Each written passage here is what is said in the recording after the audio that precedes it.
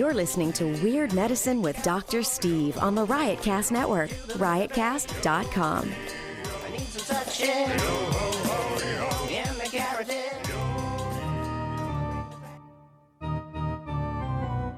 I've got diphtheria crushing my esophagus. I've got Ebola virus dripping from my nose. I've got the leprosy of the heart valve, exacerbating my incredible woes. I want to take my brain out and blast it with the wave, an ultrasonic, echographic, and a pulsating shave. I want a magic pill for all my ailments, the health equivalent of Citizen Kane. And if I don't get it now in the tablet, I think I'm doomed and I'll have to go insane. I want a requiem for my disease, so I'm paging Dr. Steve. Dr. Steve. It's Weird Medicine, the first and still only uncensored medical show in the history of broadcast radio, now a podcast. I'm Dr. Steve. This is a show for people who had never listened to a medical show on the radio or the internet. If you have a question you're embarrassed to take to your regular medical provider, if you can't find an answer anywhere else, give us a call. 347-766-4323. That's 347-POOHEAD. If you're listening to us live, the number 754-227-3647. Follow us on Twitter at Weird Medicine or at Lady Diagnosis when she's here, and at Dr. Scott WM if he's ever going to show up again. Visit our website at drsteve.com for podcasts, medical news, and stuff you can buy, or go to our merchandise store at cafepress.com/Weird Medicine. Most importantly, we are not your medical providers. Take everything you hear with a grain of salt. Don't act on anything you hear on this show without talking it over with your doctor, nurse practitioner, physician assistant, pharmacist, chiropractor, acupuncturist, yoga master, physical therapist, clinical laboratory scientist, registered dietitian, or whatever. I guess I'm speaking in the royal we, in the sense that we are not your medical providers. Hey, don't forget to check out stuff.drsteve.com. That's stuff.drsteve.com for all your Amazon needs. Really does make a huge difference. And with the holidays coming up, what a better time to go to stuff.drsteve and get some internet shopping done through electronic means. And if you don't want any of the things that are on that page, there's a click through to Amazon. And clicking through to Amazon actually does make a difference. So thank you for doing that. Tweakedaudio.com. Offer code FLUID for 33% off the best earbuds for the price perfect stocking stuffers. It's September. I'm doing the whole Walmart shtick. I'm not really pushing holiday gifts. Although if you're an early bird, getting 33% off the best earbuds for the price on the market or the best customer service anywhere, check out tweakedaudio.com. Check out Dr. Scott's website at simplyherbals.net. Got some herbal malarkey on there, but also the greatest nasal spray ever made. Dr. Scott's peppermint nasal rinse. It actually is great. It's great. And I am a fan. GVAC was a fan of Fatigue Reprieve. So there you go. I mean, there's some reasonable people like Dr. Scott's crazy stuff. So give it a try. Go to simplyherbals.net. And he's goofy. He loves being part of this show, maybe even more than I do. I don't know. I guess that's not true. But he will, if you order something and say you're a Weird Medicine listener, he always throws some tchotchke in there. And sometimes it's just this horrible cartoon that we signed a long time ago. But I will give him some pens and shit to throw in there. But check him out and just tell him Dr. Steve sent you. Simplyherbals.net. If you'd like to attain your ideal body weight, as I have, go to Noom, Noom.drsteve.com. That's Noom.drsteve.com. And you'll get 2 weeks free so you can try it out. If it's not for you, just don't do it. And absolutely no obligation. And but if you do it, I said do. If you do it, it'll be less than Weight Watchers, and you only have to do it for 3 months instead of for the rest of your life. And there's no points or anything. So check it out at noom.drsteve.com. And if you would like archives of the show, go to premium.drsteve.com for $1.99. You can get access to all the shows on the Riotcast network that are behind the paywall. And if you use offer code FLUID, I think that's still working, you get half off of that. So it's like $1.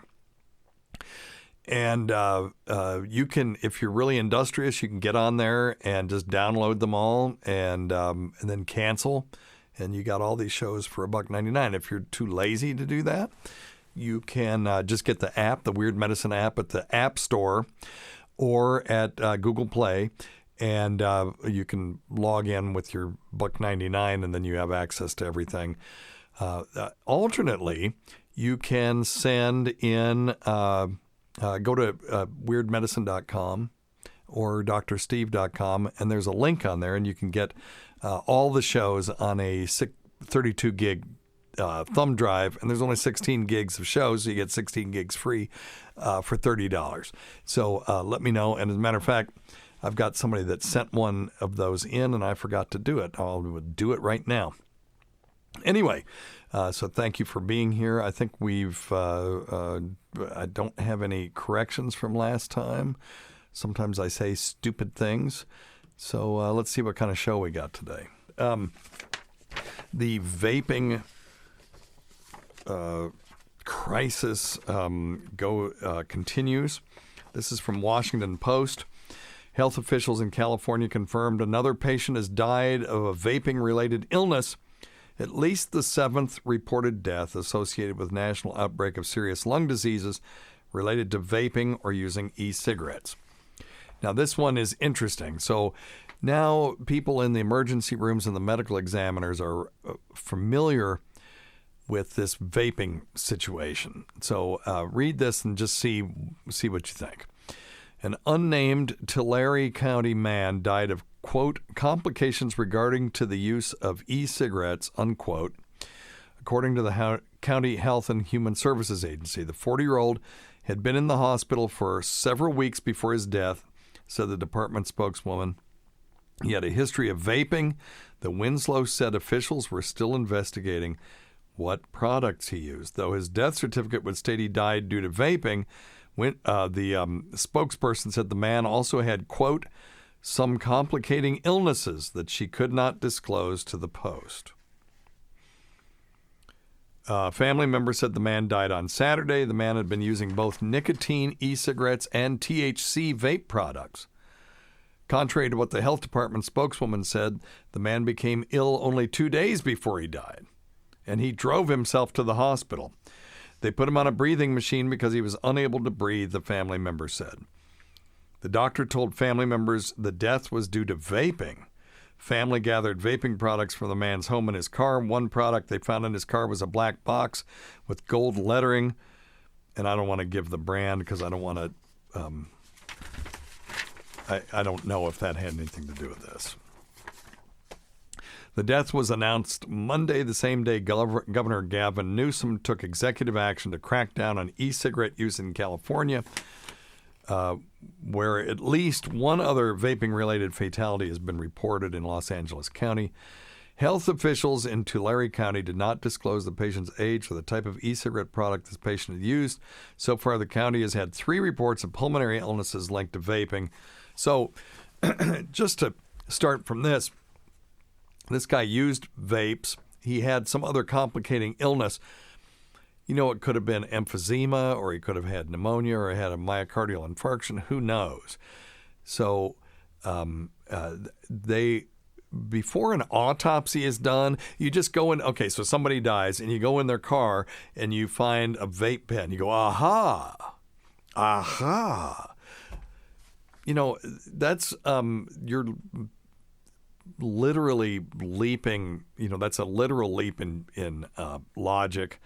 And until they do an autopsy that shows that there was some lung damage that they can only attribute to, say, vitamin E acetate or vitamin D, whatever the hell it is, or one of the oils or some of these weird essential oils that people are putting in here and then inhaling into their lungs, it's not a I don't think this is newsworthy. It's tragic. 40-year-old guy died. Don't get me wrong. But to leap to the conclusion that it was vape-related just because there were vape pens in his car, it may be. But we don't have any real evidence of that other than he vaped. And who, let's ask. I apologize, I haven't changed the name of my Amazon device in here yet, so I'm going to use the A word. I'm just letting you know. Alexa, how many people vape in the United States? Oh, well, go fuck yourself too. Alexa. Oh, well, she's not functioning. Okay, let me do it a different way then, much less interesting way. How many people vape in the U.S.? Little show prep wouldn't have hurt. Okay, the number of vapors has been increasing rapidly from about 7 million in 2011 to 41 million in 2018. Okay, so that gives us a number we can work with. 41 million have vaped. There have been 7 fatalities. So let's see if I can do it this way. Oh, come on. Everything is... What is 7 divided by 41 million?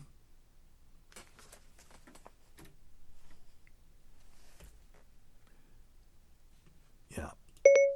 What is 7 divided by 41 million?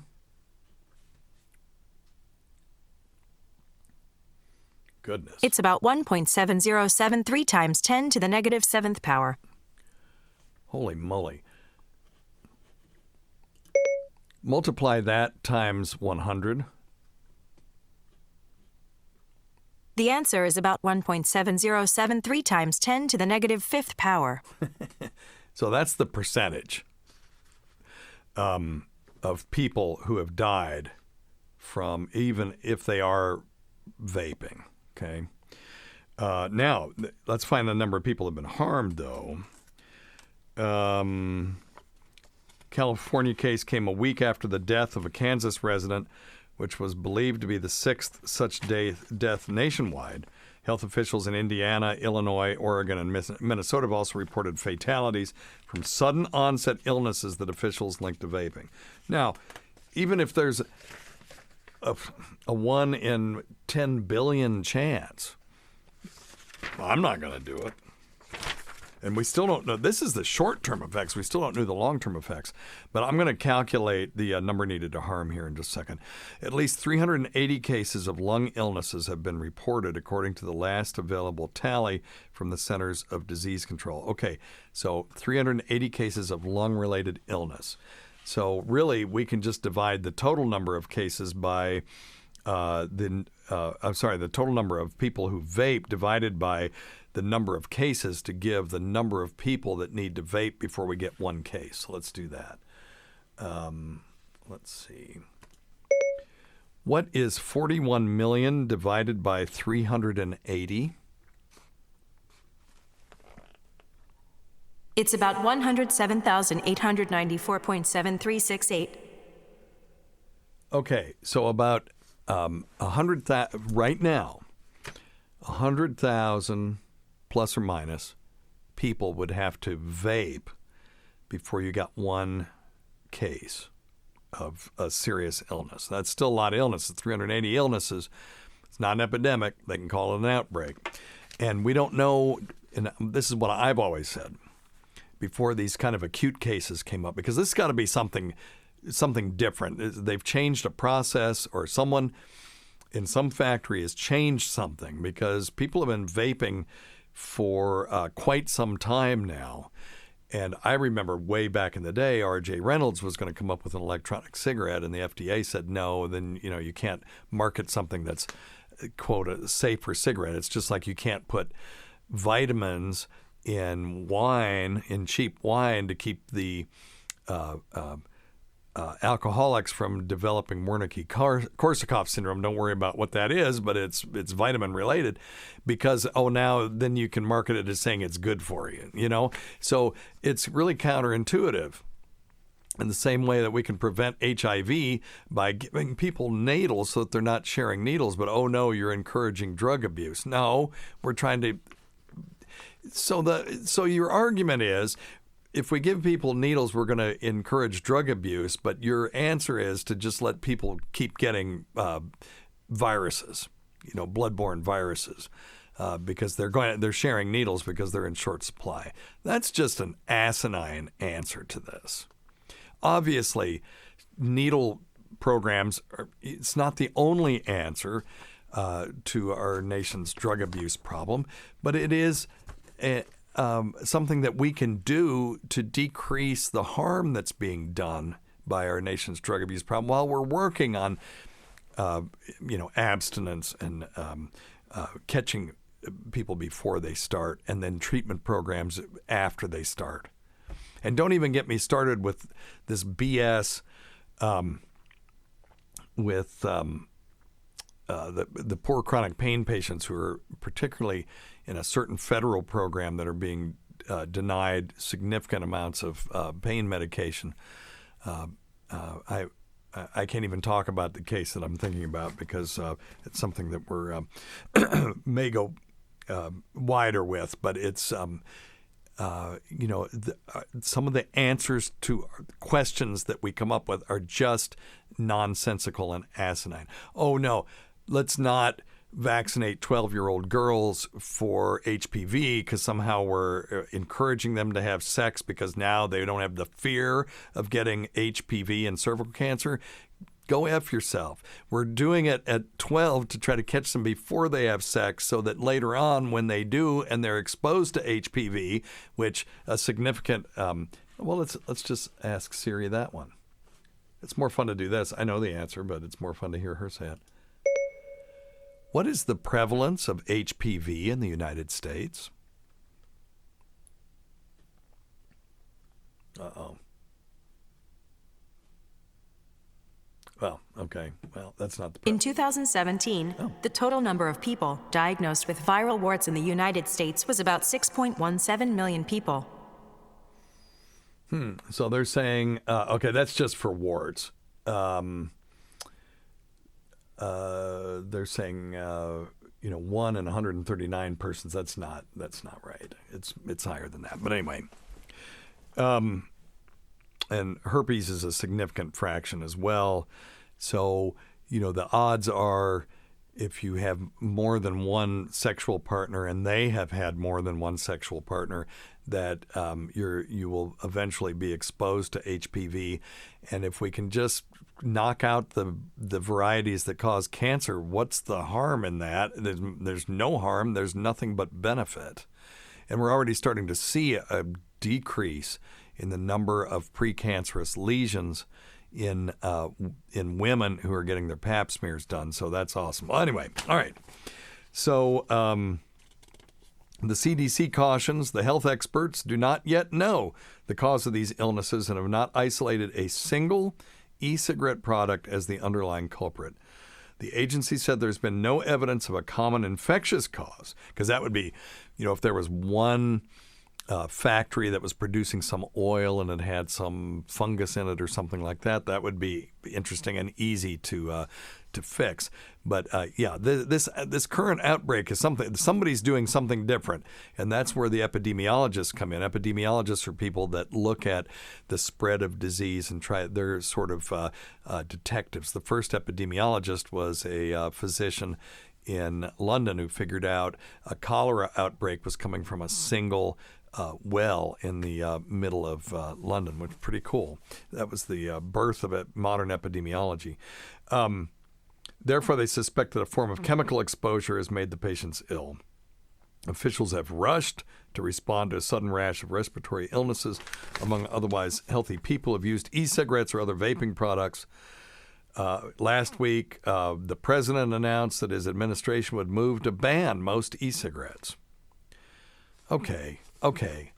I'm sorry. Look, you all who've listened to this show know I am not a fan of vaping, right? I make fun of these people with these giant clouds of stuff that they're tooting into their lungs. We know that the long-term effects are unknown. But let's just ask Siri this question. How many people smoke cigarettes in the United States? The answer is 23.9%. Damn, you all. Cut the shit. 1 in 4 are still smoking? Wow. Okay, females is down. They're down to 21.5. Okay, so let's see. What's the population of the United States? Sorry.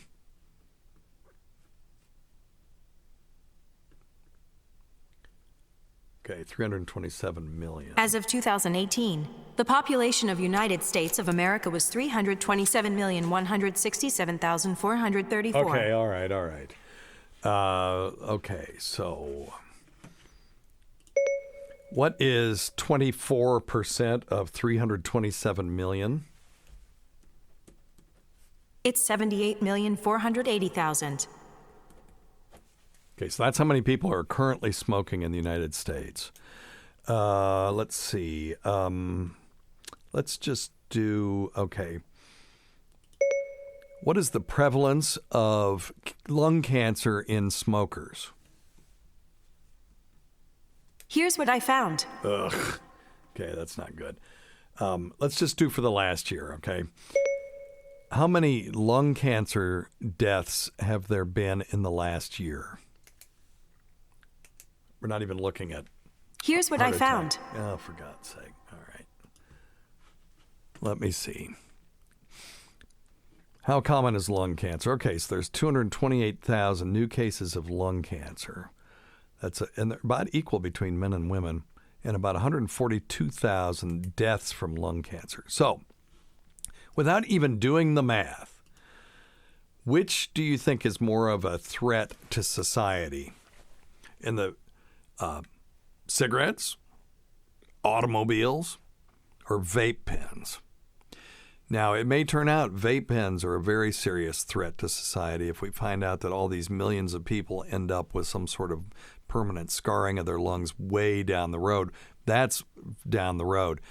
I do think they should be manufactured under FDA auspices and using chemicals or products that are known to be safe, even and in the combinations that they're given if we're going to do this. But to just move to ban this, it doesn't seem like the right answer either. So I don't know what the right answer is. I think that vaping is goofy and it may be dangerous. Obviously, there is something going on when you've got 380 people and the one common denominator amongst all of them with this particular syndrome are vape pens. So let's get the epidemiologists on it. They're on it. CDC's on it. They will find out what's causing this. And then if it's something not characteristic of vaping, in other words, if it's something you can change, you can just swap out this oil for a different one, then go for it and make them safe. Because obviously, well, I think it's obvious. It may not be. Vaping has a potential to be much safer than cigarettes in the sense that you're not inhaling products of combustion. Now, we got to show that the things that they are inhaling are less dangerous than the products of combustion. In other words, carbon monoxide and tar and all the other stuff that you get when you inhale smoke. And because those are the things that are carcinogenic. The nicotine, it contributes to heart disease. But you can ratchet down if you've got just a solution. You can ratchet down the nicotine to any number you want, or just put none in. So we will see. But I'm concerned about the reporting of this. I'm concerned about some of the knee-jerk reactions, only in the sense that they're not scientific. I'm not a fan of vaping. Okay, I've said that about 20 times, so you already know that. But anyway, all right. I had another interesting news report. Researchers studying the process of decomposition in a body after death from natural causes found that without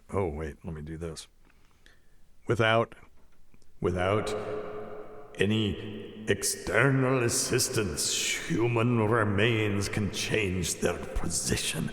Ooh, scary kids. This discovery has important implications for forensic science, you think? Often forensic scientists will assume that the position in which they find a dead body is the one the person was in the time of death. unless, that is, there is evidence that external factors such as scavengers or a perpetrator may have altered it. However, new research led by Alison Wilson in Australia now suggests human bodies can actually be somewhat restless after death, which, by the way, there's been evidence for years that the whole vampire myth came from the natural process of decomposition, because they bury somebody, and then if they dug them up later, they would find, their fingernails grew after their demise. And what it really is they're not growing. So growth of the fingernail and the nail bed stops. It does not continue. What happens, though, is that as you decompose, the tissue around the nail shrinks and retracts, giving the illusion that the nails have grown. Okay, so if the cuticle and the tissue around it loses its fat and the fluid in it and retracts, that will make the nail look like it's moving forward. So that's that. Also, these ideas of people being buried alive, when they open them up and then they're like in a different position than they put them in. Oh, we must have buried this person alive. Or they're oh shit. They are a vampire. That they were in there, moving around and growing their fingernails and their teeth. Teeth will do the same thing.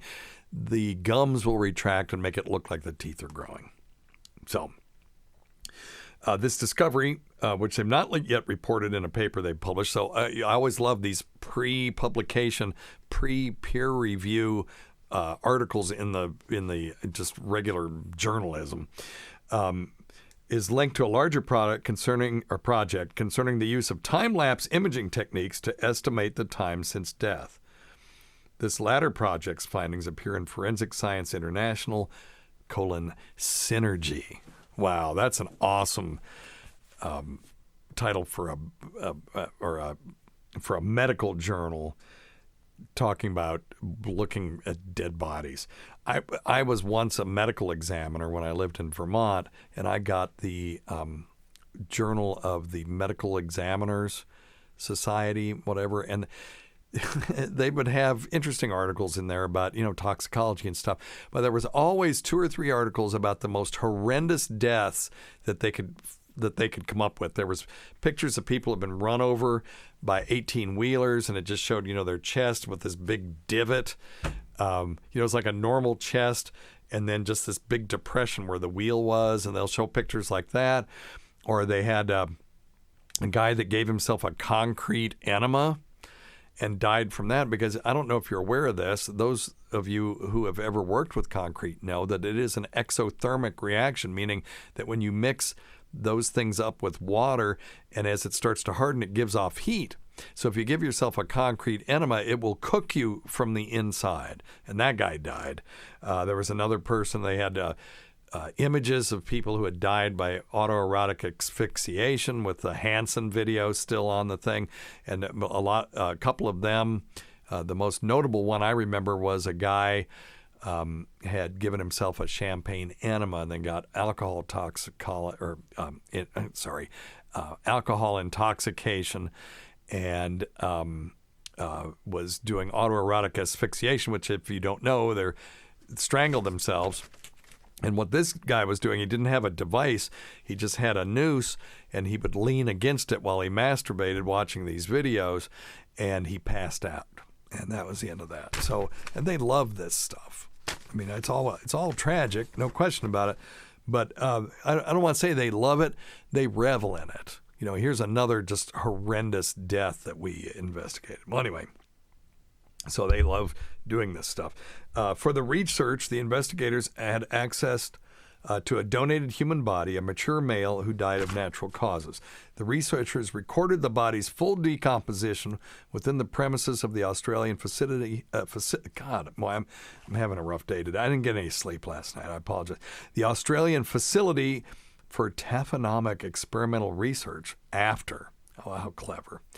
The only body farm in Australia, there's one in Tennessee, they have a body farm where you can donate your body to that, and they'll just plant you in different poses and in different stages of being buried, and watch, what bugs eat you at what stage and that kind of stuff. And that has value, because if only a dermestid beetle is cleaning up your bones, that's the only bug that's going to be inhabiting your body at say the end stage, and they can kind of look at, when they find a body in the wild, they can see what bugs, and if it's just dermestid beetles, well, they can say, well, it's been at least 9 months or whatever. I'm just throwing out numbers. But the findings from research projects such as the current one often help forensic scientists develop more accurate ways of determining essential information, including time or place of death at a crime scene. So, in this research, the investigators were able to make sure that scavenging animals that might feed on decaying flesh, delightful, could not reach the body and thus alter its position. Sure, if you're being gnawed on by, a pack of raccoons, they're going to move you around a little bit. The team took photos of the decomposition process of the body over more than 17 months and found that the remains appeared to move on their own. For instance, while they initially placed the arms alongside the body, at one point, the researchers note, the arms shifted and were flung to one side. Must be ghosts. We think the movements relate to the process of decomposition. Oh, really? As the body mummifies and ligaments dry out. Yes, of course. Wilson and colleagues believe that understanding when such shifts are likely to occur during the process of decomposition could help forensic scientists provide more accurate estimates of the time of death. Yeah, sure. If you find a body that is in a place where animals could not get to it, then if the arms are flung around, maybe that always happens at 2 months. Who knows? All right, very good. Okay, let's answer some medical questions. Number one thing, don't take advice from some asshole on the radio. Thank you very much, Ronnie B. I couldn't agree more. Today's episode is brought to you by Angie. Angie has made it easier than ever to connect with skilled professionals to get all your jobs and projects done well. Let me tell you, there's the version of it where you try to do something at home, and then there's a version of it where you have someone help you, you watch them do it the right way, and you go, thank God I didn't try to do that myself. I have fully done things around the home that I think look good, and then a bang in the night, and I wake up to a shelf collapsing, a painting falling off the wall. I've seen it all go south. I own a home, and I can tell you, I know how much work it can take. Whether it's everyday maintenance and repairs or making dream projects a reality, it can be hard just to know where to start. But now all you need to do is Angie that and find a skilled local pro who will deliver the quality and expertise you need. Whatever your home project, big or small, indoor or outdoor, you can Angie that and connect with skilled professionals to get the project done well. Right now, one of my wish lists is I want a bike for my condo in Milwaukee, and I would love to rig it up on a pulley in the ceiling because I have one of those lofted ceilings, but I'm so scared to try that on my own. Angie has 20 years of home experience, and they've combined it with new tools to simplify the whole process. Bring them your project online or with the Angie app. Answer a few questions and Angie can handle the rest from start to finish, or help you compare quotes from multiple pros and connect instantly, which means you can take care of any home project in just a few taps. Because when it comes to getting the most out of your home, you can do this when you Angie that. Download the free Angie mobile app today or visit Angie.com. That's ANGI.com. No bigger asshole than me. Steve, I just want to know if the ketogenic diet is the way to go. This is Tim from Iowa. I'm a truck. Okay, for what? Remember, we always talk about it. People say, is vitamin D good? Well, what do you want to accomplish? Do you want to not get rickets? Then vitamin D is awesome. Let me see. Okay, can't answer that. All right, let him finish his question. So the question, it just depends. So driver, pretty active when I'm not driving, although my job is very sedentary. I did lower my A1C from 8.1 down to 6.2 in about a month. So I just wanted to follow. Okay, so what he's talking about, he's getting a good applause break there. He's talking about his hemoglobin A1C, which is a measure of diabetes control. So when you, I think most people are familiar with hemoglobin. It's the oxygen-carrying molecule in red blood cells, and it's also a plant. Heme is a plant-based molecule that they use in Impossible Burgers. Or is it? Yeah, Impossible Burgers to make them bleed. So And I always thought it was kind of gross that they put heme in there, but it is plant-based heme because, nature is very conservative in the sense that if it can use a molecule somewhere, it can use it somewhere else, that it'll use it somewhere else. So plants have heme and we have heme. And we have hemoglobin, and these are these complexes that also have this wonderful property of being able to capture oxygen molecules and then releasing them other places in the body. So the other thing that hemoglobin will do, though, is collect sugar molecules, and they'll build up over time because red blood cells last 90 to 150 days in your bloodstream normally, unless you've got a disease. So therefore, the amount of sugar that these hemoglobin molecules will collect will be a function of an average blood sugar over a period of time. So the lower the number, the better as far as diabetic control is concerned. So this guy brought his down from, let's back this up, from 2 in about a month, from 8.1 down to 6.2. Yeah, so he went from really abnormal to being pretty much normal by in doing about this. a month. So I just wanted to follow up with you and see if you had any advice for us. Sure. So low carbohydrate diets, particularly for diabetics, are a way that you can induce diet control of your diabetes a lot of the time. I'm talking about type 2 diabetics. Type 1 diabetics don't have insulin. Dietary management, is they got to eat the right things, but they have to be checking their blood sugars frequently and dosing themselves to keep their blood sugar down.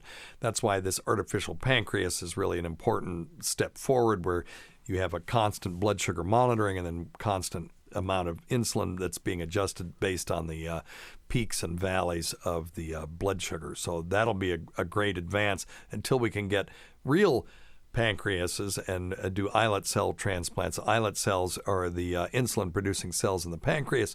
When we can successfully transplant those into a type 1 diabetic and they function, then that'll be a functional cure for type 1 diabetes, and that's coming.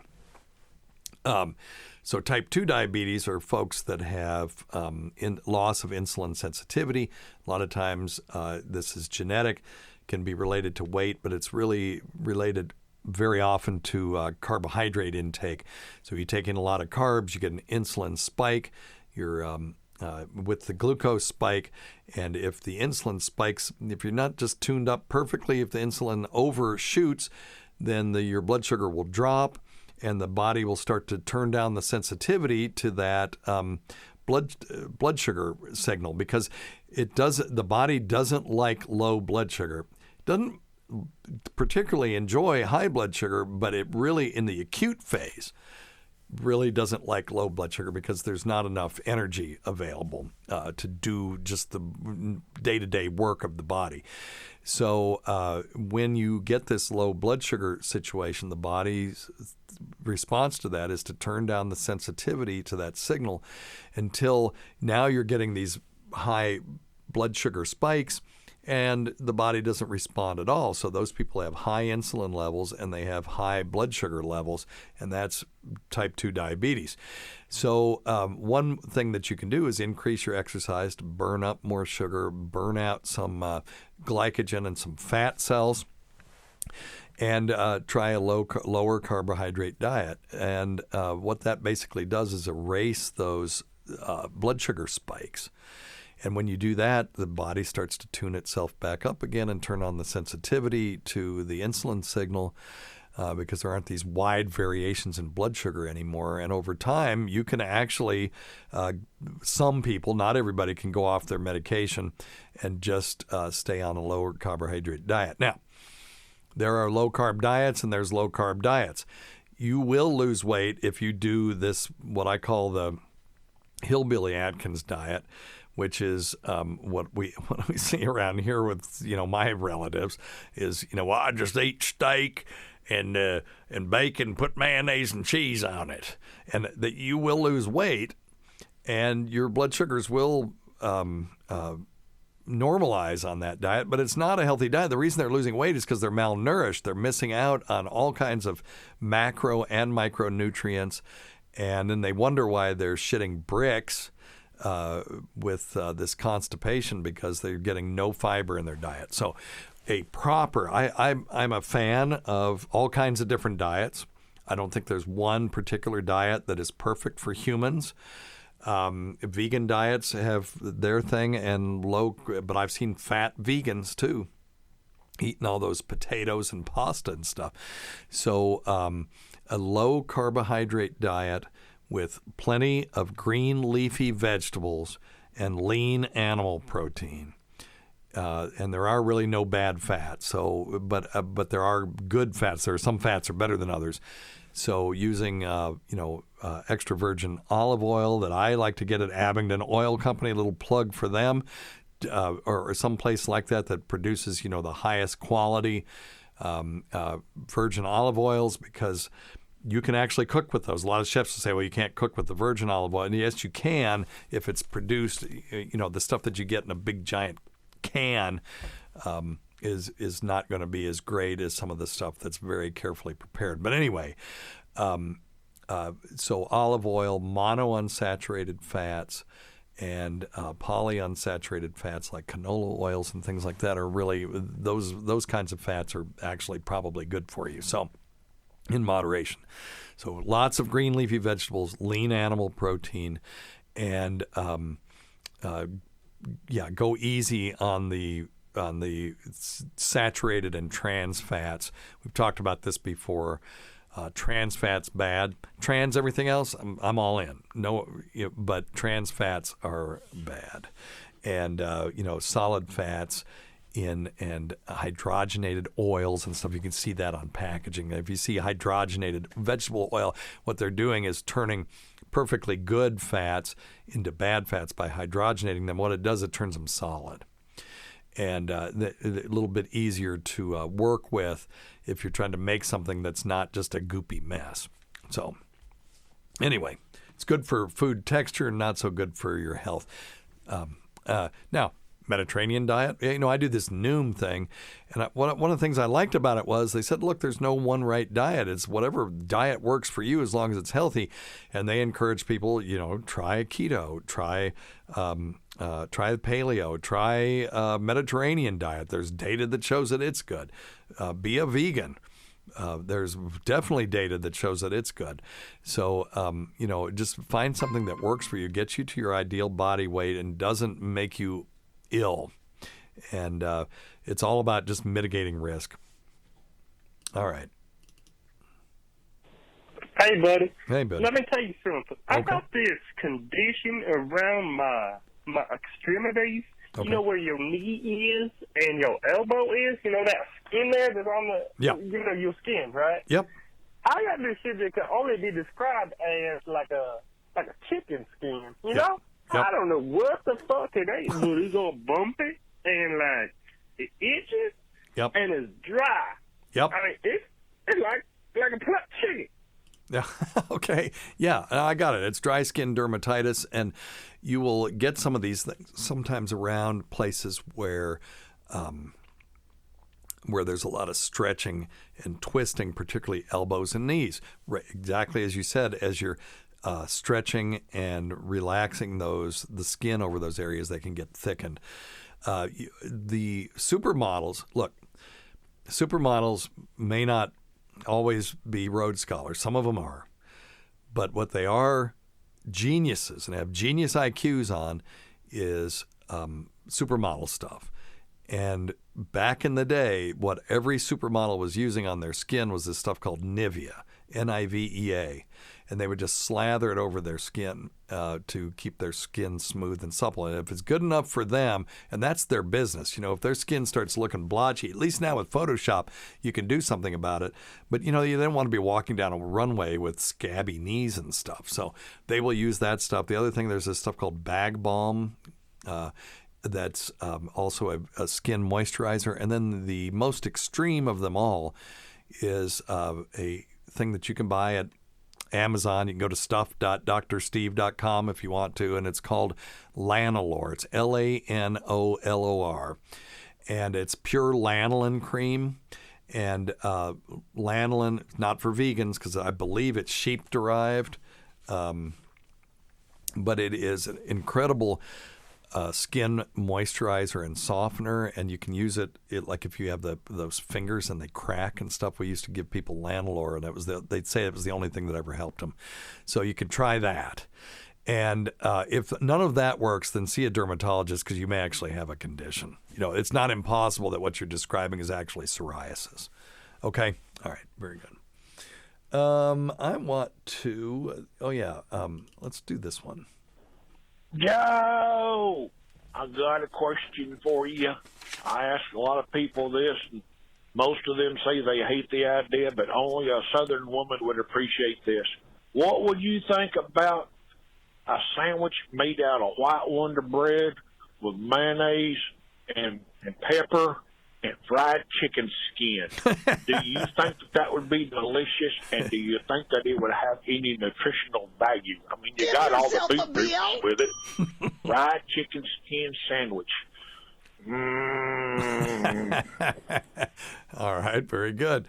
A fried chicken skin sandwich. So you would have to fry the bread for me to touch Wonder Bread, though, because I'm not touching that stuff. We used to call that robot death bread back in the day. So I got out of that in college and never gone back. But there are fans of Wonder Bread. So I went to what is this website? verywellfit.com, and they have a nutrition calculator. So you could put a recipe in, and it will print you out one of those nutritional labels like you see on food, right? So I put in 2 pieces of white bread, 1 tablespoon of mayonnaise, and then I couldn't find fried chicken skin, so I used bacon. So 2 strips of bacon. So it's not perfect, but okay. So 1 serving of this is 370 calories. It's not the worst.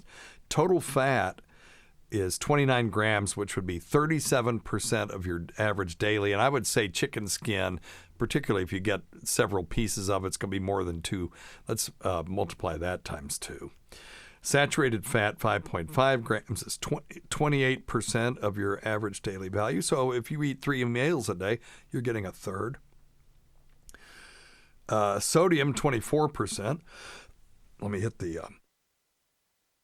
had to hit the old cough button there. Sorry. 26 grams of carbs. So obviously, because of the Wonder Bread, this would not be good for a low-carb diet. Dietary fiber is 0. So this will not help your stools. Total sugar is 4 grams. Not that bad. Let's get to the nutritional value of it, though. Vitamin D, 0. Calcium, 23%. Iron, 8%. And potassium, 0. And I'll tell you this, there ain't no vitamin C in this either. So this, for a treat, every once in a while, you could maybe have a chicken skin sandwich. When I eat at Kentucky Fried Colonel, I like nothing more than eating the skin off the original recipe. Anyway, all right. Let's hit this one. Hey, Dr. Steve, what's going on, man? I just have a quick question for you. Long story short, I was over 350, 360 pounds, started doing keto, got down to about 270 in about 6 months. Decided to join the local fire department. I'm in New York, so of course everything is volunteer. I do have to take a drug test, and about 4 weeks ago, I was still using the THC cartridges. Now that everyone's dying off that stuff, and the fact that the fire department, I stopped that. Good. About 4 weeks. Stopped off at Amazon and bought some drug tests, and I'm still popping positive. So I don't know if you had any insight of how to clean the system out. I'm hearing chugging water. I'm hearing detox pills, and I'm hearing detox pills don't work. So curious as if you had any insight to help me to make sure I could pass this thing, as I've been clean, I've been staying clean, but still popping positive. Okay. I know that they said the bigger you are, the longer it can take, because it's fat soluble. So trying to lose the weight on top of that too, which is helping. But any insight would be great. Thanks. Yeah, you're absolutely right. So THC is fat soluble, which becomes a reservoir. So fat soluble just means what it sounds like. It can be stored in fat cells and then re-released to the body over time, which is why there is this real iniquity in drug testing in this country. I'll posit this to you again. Would you rather, as an employer, have an employee who is all coked up on Monday at work and had a negative drug test on Wednesday, or someone that smoked pot on the weekend 2 weeks ago and stayed in the house and listened to music, but was positive on their urine drug screen on Wednesday? This shit, there's not justice in this. I think anyone, well, you got to pick one or the other. I think most people would choose to employ the person who smokes a little pot on the weekends rather than the one that was coked up at work and had a negative. But that's the way it would go, or it could go that way. Because cocaine is out of your system a lot quicker than THC is. Now, I'm concerned that the urine drug screens that you're using, I mean, I know they don't sell joke urine drug screens, but you may just go grab a different one at CVS or something and just see. Those are not as sensitive, by the way, as the ones that they will use at work. And there's cross-reactivity and other things, and they're not perfect. So get a different brand and see, because really, after 30 days, you should be below the threshold of detectability. Even if you were a chronic heavy user. So if you use once, it might be out of your system in a week. If you're using it 3 times a week, it might be 2 to 3 weeks. And if you're a chronic heavy user, everyday user, it can take 30 days, maybe 6 weeks. And they're getting more and more sensitive. And let me tell you something about these accelerants, or things to accelerate the clearance. It doesn't work. Okay, you could drink a lot of water, but remember, this stuff isn't water soluble, it's fat soluble. And so that's not going to help you very much. They do say, void your bladder right before you go in and drink some water. Now, what they're looking for, though, they're not stupid, okay? The people who are testing you listen to the same podcast you're listening to, at least some of them do, and they have access to the same information on the internet that you do. So what do? They can test for golden seal, because that's out there. That golden seal will help clear. So they'll test for that. If you test positive for that, that's a red flag to them that you're trying to get out of. You're trying to accelerate the clearance of drugs from your system. Niacin's another one that I've seen. They can test you for that as well. So be cognizant that these things that you're taking to clear, and they'll look for hyper-diluted urine as well.